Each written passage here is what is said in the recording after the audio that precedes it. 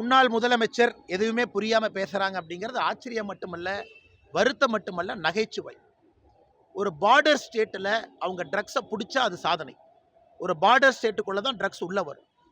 குறிப்பாக முந்திரா, குறிப்பாக இந்தியாவினுடைய பார்டர் ஸ்டேட் தான் ட்ரக் உள்ள வரக்கூடிய ஏரியாவே.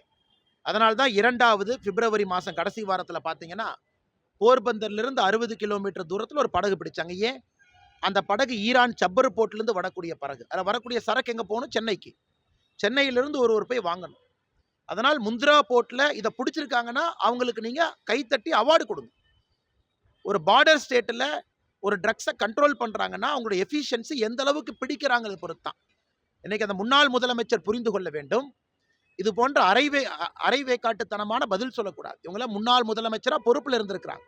நாகாலாந்து, உத்தராகண்ட், ஹிமாச்சல், குஜராத் பார்டர் ஸ்டேட்டில் வெளியே வர்றதை ஒரு காவல்துறை பிடிக்கிறாங்கன்னா it shows there efficiency.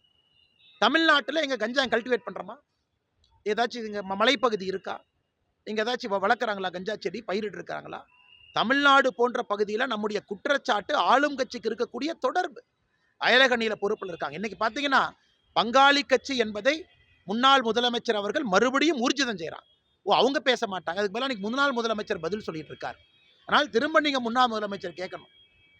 Border ஸ்டேட்டில் கஞ்சாவை பிடிக்கிறக்கும், பார்டர் ஸ்டேட்டில் இருக்கக்கூடிய ஒரு போர்ட்டில் கஞ்சாவை பிடிக்கிறக்கும், தமிழ்நாடு போன்ற பகுதியில் இதுவரை கஞ்சா புழக்கம் இல்லாமல் ஆயிரக்கணக்கான கோடி ரூபாய் சிந்தட்டிக் ட்ரக்ஸை பிடிக்கிறக்கும் வித்தியாசம் இருக்கு.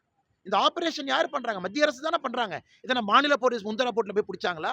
தமிழ்நாட்டினுடைய காவல்துறை முந்தரா போர்ட்டில் போய் செர்ச் வாரண்ட் வாங்கிட்டு போய் பிடிச்சாங்களா? அது பிடிச்சது யார்? எல்லாம் மத்திய அரசு சார்ந்த துறைகள், NCB தானே பிடிக்கிறாங்க.